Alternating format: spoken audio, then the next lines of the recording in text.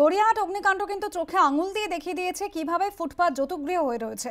পুরসভার এরপর করা পদক্ষেপের ভাবনা চিন্তা, এবং আজ আমরা যখন ঘুরে দেখেছি এই ফুটপাত, সেখানে দেখা গিয়েছে এখনো পর্যন্ত হুঁশ ফেরেনি। ফুটপাত জুড়ে পড়ে রয়েছে প্লাস্টিকের আচ্ছাদনে ঢাকা দোকান, অথচ দমকল সূত্রে খবর ছিল আগুন ছড়িয়েছিল এই প্লাস্টিক থেকেই। পরিস্থিতি ঘুরে দেখেছেন আমাদের প্রতিনিধি প্রকাশ সিনহা। শনিবার রাতের ভয়াবহ অগ্নিকাণ্ডের পরেও কিন্তু ঘুম ভাঙেনি গড়িয়াহাটের ব্যবসায়ীদের, গড়িয়াহাটের হকারদের। আমরা রয়েছি ঠিক সেই রাস্তায়, যেই রাস্তা গোলপাত থেকে গড়িয়াহাটের মোড়ের দিকে আসে। রাস্তার একধারে যে ফুটপাত, সেই ফুটপাতে আমরা যত দূর পর্যন্ত চোখ যাচ্ছে, অর্থাৎ গোলপাত পর্যন্ত আমরা দেখতে পাচ্ছি, তত দূর কিন্তু প্লাস্টিকের শেড, অর্থাৎ গোটা ফুটপাত কিন্তু এইভাবেই প্লাস্টিকের শেড দিয়ে ব্যবসায়ীরা, হকাররা ব্যবসা করছেন।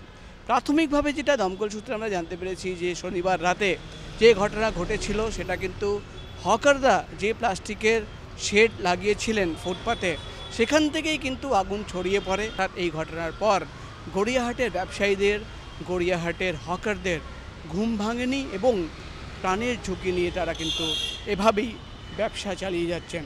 ক্যামেরায় প্রতীকের সঙ্গে প্রকাশ সিনহা, এবিপি আনন্দ, গড়িয়াহাট।